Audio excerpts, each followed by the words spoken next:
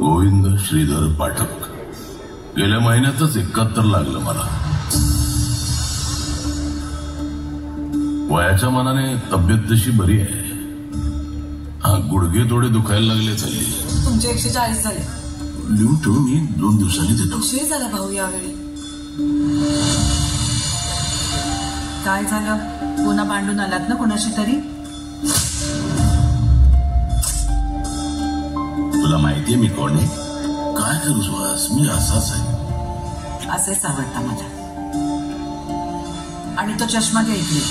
आमचे जावई आता मुख्यमंत्र्यांचे प्रधान सचिव व्हावे.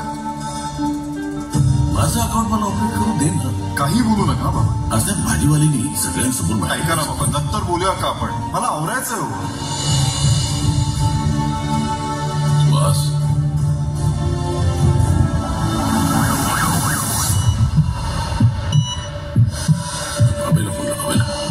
हॅलो हवे. काय झालं? त्या सुहासला हार्ट कट झाला.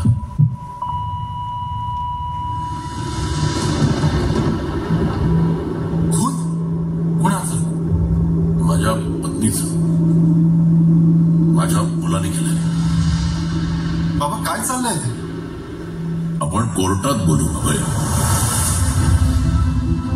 सर, फारच भीषण परिस्थिती आहे आज ज्येष्ठ नागरिकांची. हाताचं बोट धरून आम्ही मुलांना वाढवतो, त्यांना जीवनाचा मार्ग दाखवतो, त्यांना सक्षम बनवतो, त्यांच्या सुखात आपलं सुख बघतो, स्वतःचं दुःख लपवून. आई नजरेच्या बाहेर गेली की दाय मोकलून रडणारी मुलं पुढे महिनोन महिने आई वडिलांचं तोंडही बघत नाही.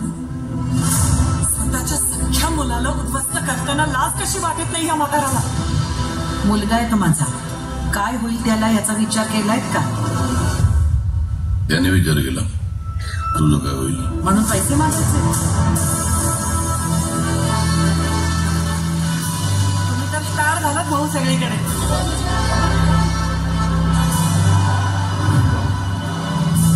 4,72,86,100 हे माझ्या हक्काचे पैसे आणि मला ते हवे.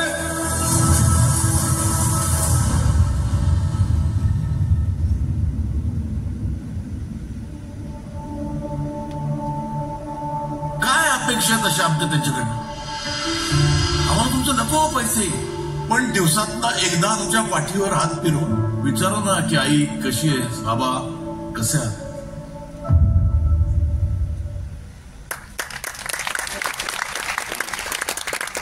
महेश सरांबरोबर काम करायचं होतंच आणि अनेक वर्ष अनेक चित्रपट केले, पण ही स्वप्नपूर्ती माझ्या एकट्याची नसून माझ्या वडिलांची होती.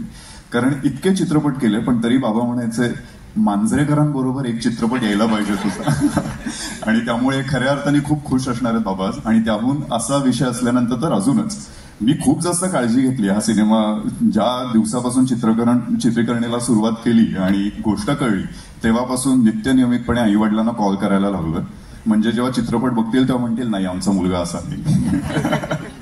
पण तरीही रिलेटेबल आहे फिल्म. कारण कितीही आजच्या पिढीला आम्हाला असं वाटत असतं की खूप करतो आई वडिलांसाठी, खूप मोठी मोठी स्वप्न आहेत आई वडिलांसाठी, पण हेच कुठेतरी राहून जातं की त्यांच्यासाठी मोठी स्वप्न जी आपल्यासाठी त्यांच्यासाठी म्हणून स्वप्न आहेत ती पूर्ण करण्याच्या नादात त्यांच्यासाठी जे बेसिक्स करणं आहे ते कुठेतरी राहून जातं. त्यांच्या फार अपेक्षा नाहीत आणि आपल्याला वाटतं खूप अपेक्षा आहेत, त्या अपेक्षा पूर्ण करूयात आणि त्यात बेसिक्स राहून जातात. आणि हेच कुठेतरी या चित्रपटाने एक जाणून दिलं मला की या बेसिक्सकडे आधी लक्ष दे रे, बाकीच्या गोष्टी तर होत राहतील. आणि हेच सगळ्यांनाच त्याच्यातनं एक इन्स्पायरिंग मेसेज मिळणार आहेच. आणि जुनं आणि नवं फर्निचर या दोघांना एकत्र आणून एक परिपूर्ण घर नक्कीच बनेल यापुढे. Thank you sir. म्हणजे फिल्म मेकिंगचे एक युनिव्हर्सिटीज म्हणून आपण बोलू शकतो. म्हणजे या सिनेमामध्ये त्यांनी writing, screen play, direction, acting आणि हे तर आपल्याला दिसतं, पण त्या व्यतिरिक्त प्रत्येक डिपार्टमेंटमध्ये महेश सरांचा योगदान असतंच. आणि त्यामुळे हे एक असा सिनेमा आहे जो प्रत्येक माणसाला स्वतःच्या आयुष्यातून तो कोणतं तरी कॅरेक्टर त्याच्यातून रिलेट करू शकतो. आणि प्रत्येक माणसाच्या घरातली स्टोरी आहे. आणि असं काहीच नाही आहे की एक बाजू मांडली आहे दुसरी बाजू, बरोबर बॅलन्स्ड ठेवून हा सिनेमा बनवलेला आहे. आणि अत्यंत सुंदर गाणं तुम्ही बघाल. सुनाचं जे लिरिक्स दिले आहे, म्युझिक दिले आहे ते काळजाला असं हात घालणारं लिरिक्स आहे. म्हणजे प्रत्येक माणूस आपल्या आई वडिलांना, की आई वडील स्वतःला त्याच्यात बघतील आणि मुलं पण त्याला स्वतःला त्याच्यात बघतील. आणि त्याच्यात काही असं हे नाही आहे की कोणाला त्रास दिलाय. आपण हे छोट्या छोट्या गोष्टी असतात की आपण खरंच बिझी असतो, पण आपल्याला 5 मिनिटं काढणं हे मला नाही वाटत. Mahesh Manjrekar one man show महेशचा असा एक अफलातून मास्टरपीस महेशने केलेला आहे. आणि कुठल्याही कलाकाराला एका मास्टरपीसचा भाग असण्याचा जो आनंद होतो तो मला प्रचंड या कलाकृतींनी दिलेला आहे. पोस्टरवरचा माझा चेहरा बघून पुन्हा एकदा किती सात्विक रोल माझ्या वाट्याला आलाय हे तुमच्या लक्षात येत असेलच. पण खूप लवेबल कॅरेक्टर महेशने दिलाय आणि फार मजा येते महेश बरोबर काम करताना, कारण कॉन्टेंट वाईज आणि टेक्निकली अत्यंत साऊंड डिरेक्टर बरोबर काम करण्याचा आनंद फक्त कलाकारच समजू शकतो. त्यामुळे अशा एका मास्टरपीसमध्ये चान्स दिल्याबद्दल महेश मंडळ आपला आभारी आहे. खरं तर महेश सरांचे आभार की बरीच वर्ष माझ्या मनात जो सल होता की मी माझ्या वडिलांशी त्यांच्या शेवटच्या काळात नीट वागलो नाही आणि अचानक ते गेले सोडून आणि नंतर त्यांनी शिकवलेल्या एक एक गोष्टी लक्षात येत गेल्या. आणि माझ्या कवितांच्या कार्यक्रमातनं मी यावरती कविता पण वाचतो आणि त्या इमोशन्स पण मांडण्याचा प्रयत्न करतो नेहमी. परंतु खऱ्या अर्थाने वडिलांचं गाणं आपल्या मुलासाठी म्हटलेलं, पण लिहिताना परकाया प्रवेश करून मी मुलगा म्हणून वडिलांना माफी मागण्यासाठी म्हणून ते गाणं लिहिलं. आणि कुठल्याही बाजूनी झालं तरी एकदा बोलून घेऊ हे फार महत्वाचं आहे असं मला वाटतं. आणि आणखीन एक, महेश सर नेहमी तुमच्याकडनं चॅलेंजिंग काम करून घेतातच, तर आता त्याचं हिंदी व्हर्जन येते सिनेमाचं, तर त्याचं हिंदी गाणं पण लिहिलेलं आहे.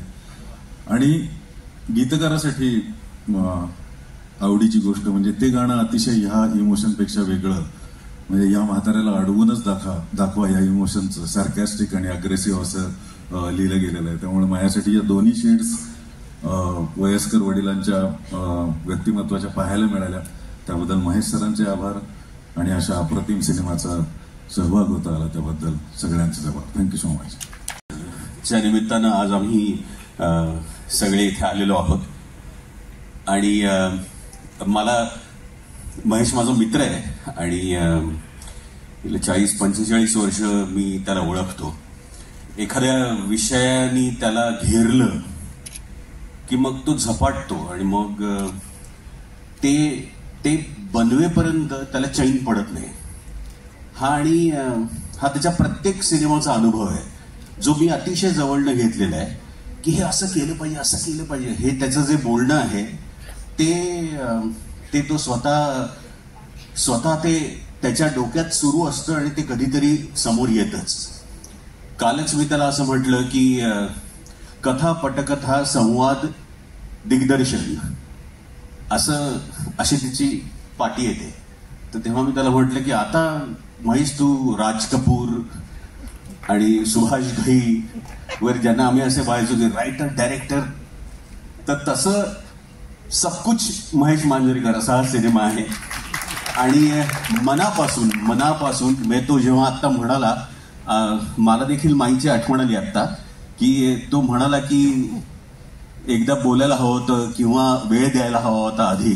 हे खरंच त्याला जाणवलेली गोष्ट आहे आणि ती आमच्या सिनेमात दाखवली आहे. या सिनेमामध्ये ही एवढी सगळी गुणी नटमंडळी आहेत आणि मी एका जजची भूमिका केली आहे.